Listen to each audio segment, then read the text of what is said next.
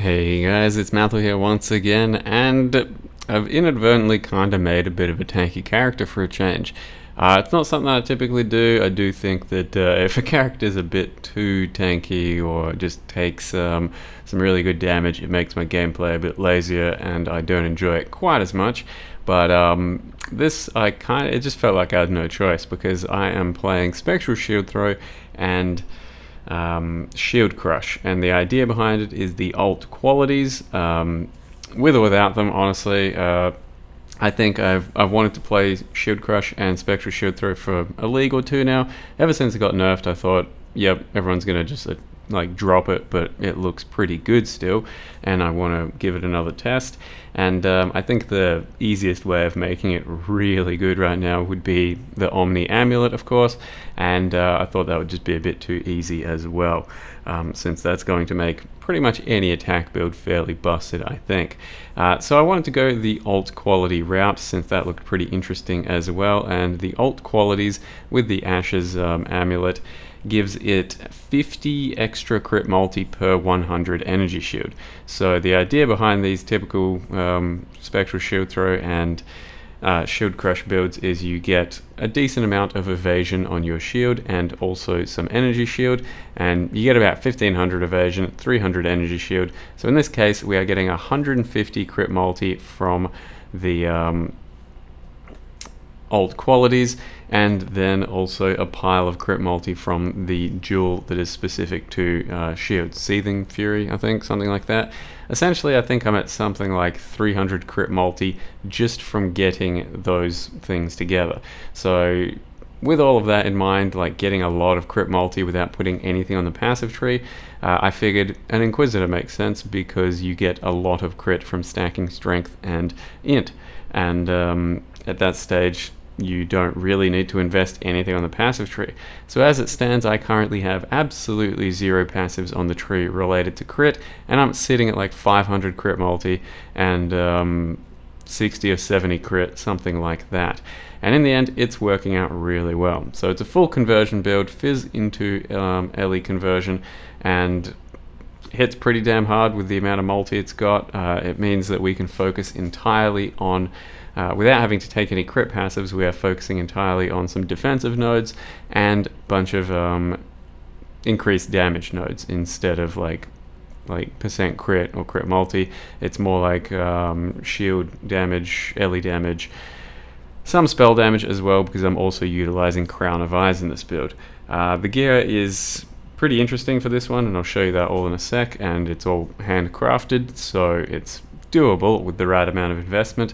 And it really does end up hitting quite freaking hard thanks to the increased spell damage from the Crown of Eyes and being able to stack whatever we want on the tree. So you could make this a lot more defensive if you really wanted. You could make it a lot more offensive if you really wanted as well.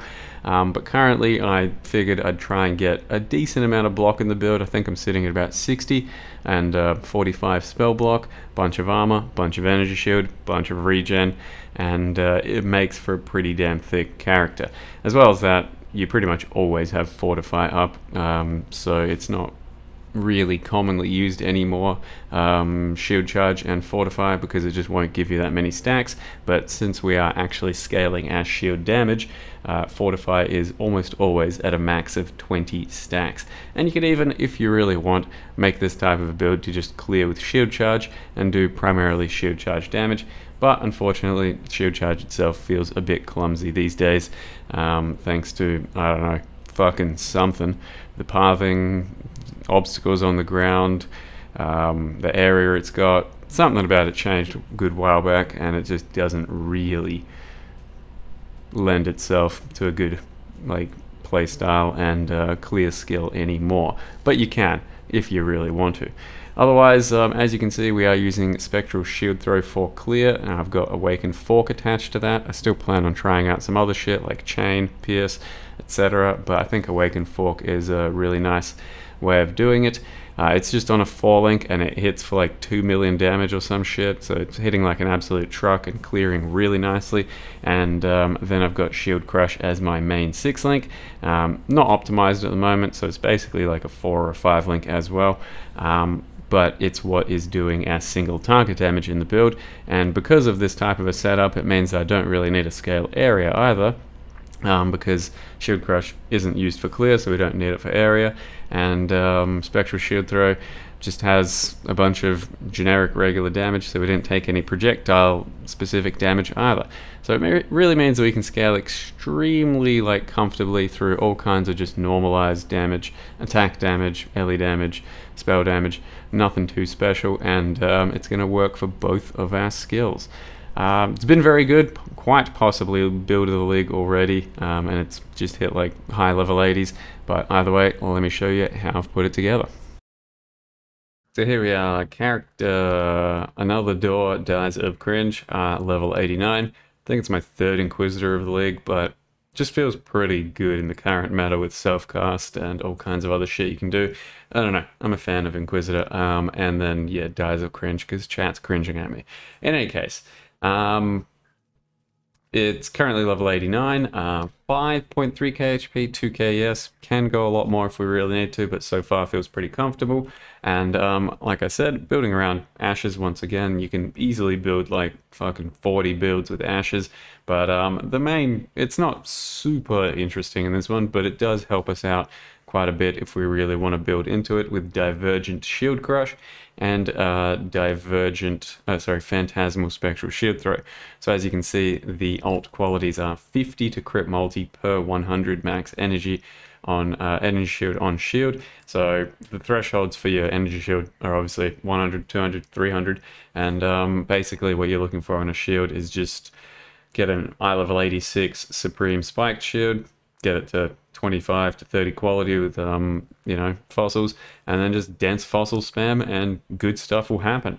I've made 2 or 3 shields now, and this one has almost perfect triple tier 1 suffixes, and that usually gets you to around 1500 evasion, and then all you need is 300 energy shield, so any more than that doesn't really matter too much, but it still does help, because we're also using the nerfed version of this, but even nerfed, it's quite insane.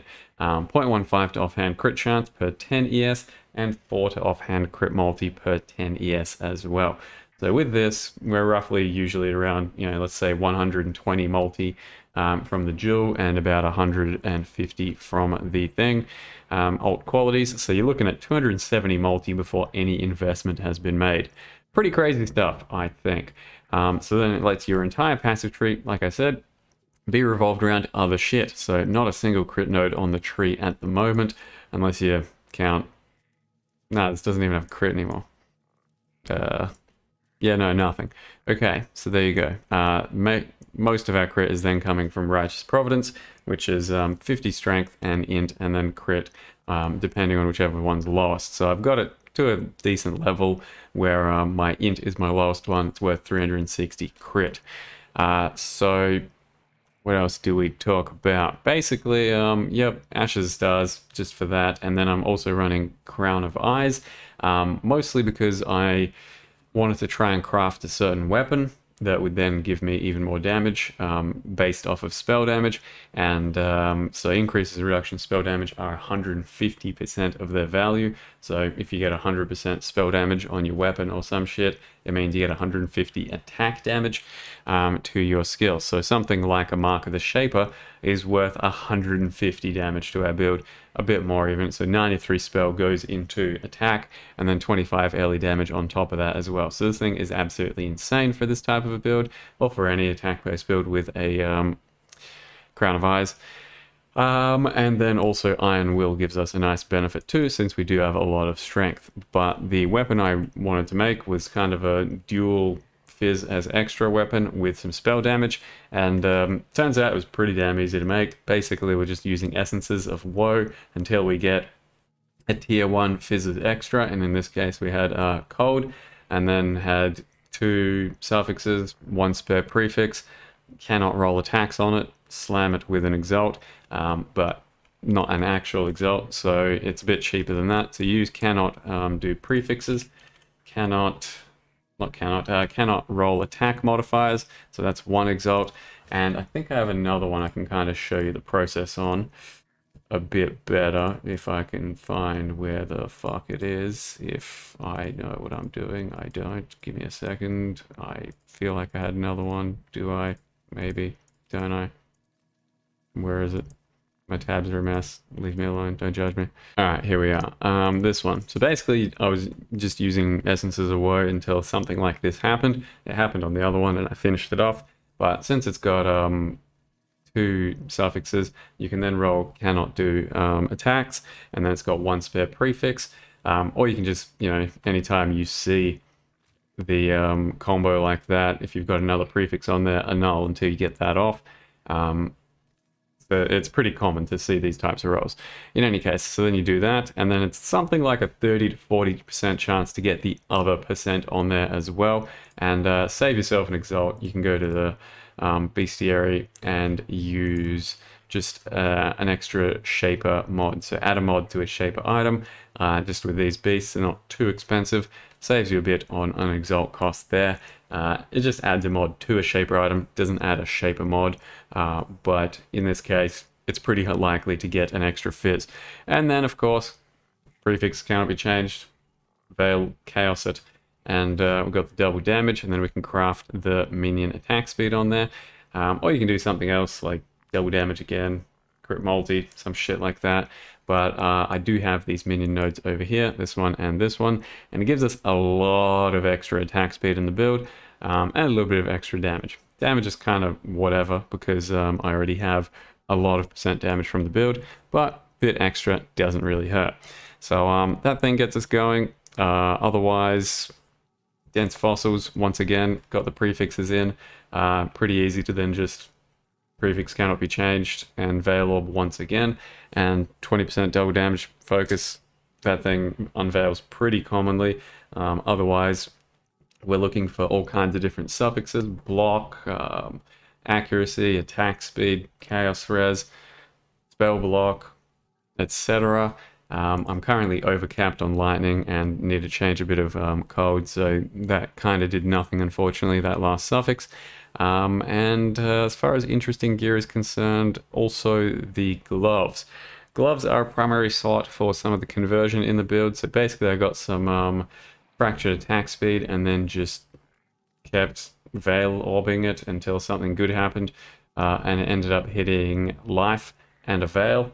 So I went for the Veil, and it turned out to be Fizz converted to lightning, which is what I wanted, and then started just using the currency here, annulments and exalts, just for the suffixes, since there were no other suffixes on there, or there was one other suffix, but you can just remove it instantly.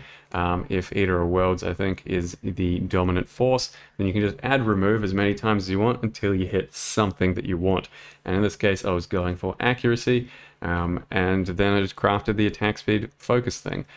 So because we had good prefixes and a locked-in suffix, we can then just go boom, boom, boom, boom, boom, boom, boom until we get what we want. You can get resists, you can get stats. I just wanted accuracy. Wanted a higher tier roll, but that's what we're at the moment. And then trying to finish off my conversion with the implicits, but it's not very important. It'll hardly add any damage. Just a bigger potential for shocks from Fizz to Lightning. And then probably going to do Intimidate as the other implicit, but attack speed for now is completely fine.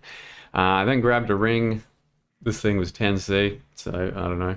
I just needed an Elder Ring with accuracy. Accuracy is a bit of an issue in the build.